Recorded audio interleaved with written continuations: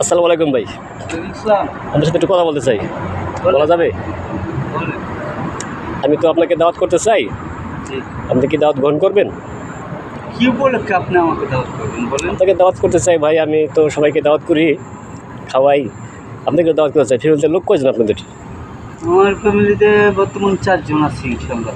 4 জন হলে কতটুকু মাংস খেতে পারবেন আপনারা? এই ধরেন কত